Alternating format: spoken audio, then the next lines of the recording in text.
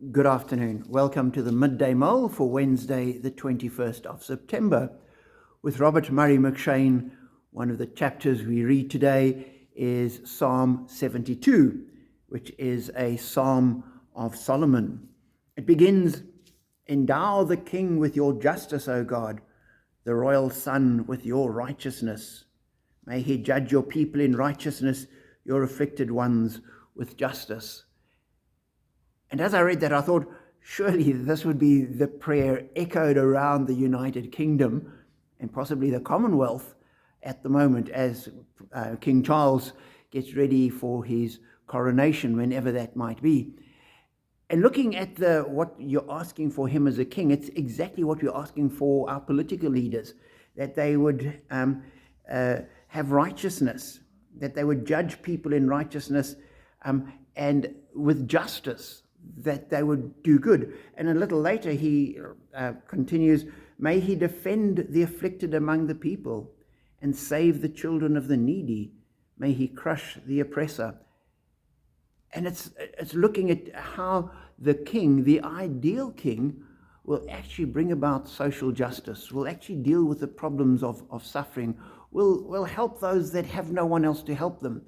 Because the strong and the powerful and the rich have plenty of resources for managing themselves.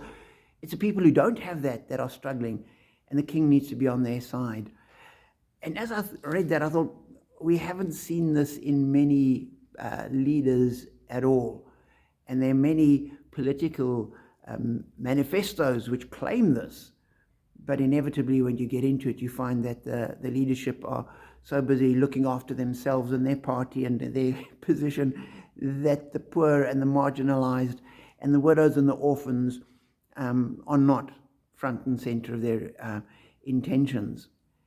And for us, that's a challenge. And as I read that, I thought, we have a king where all of this applies, who is righteous, who exercises justice, and who does take up the cause of the poor and the marginalized, those who are weak and have no one on their side. And that's what our king does. And Solomon ends the psalm where he says,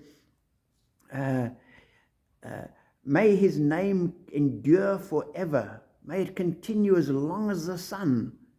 Then all nations will be blessed through him, and they will call him blessed." And I think we have a king whose name endures. It's endured for 2,000 years and will endure for eternity. And indeed, all nations are blessed through our king. And so as we look at the world we live in, and we pray that our political leadership, whether it's the kings or presidents or even our mayors of cities and other leaders, will reflect this kind of leadership. We thank God that we have a king, an eternal king, who exemplifies this perfectly. And him we follow, and in him we are blessed.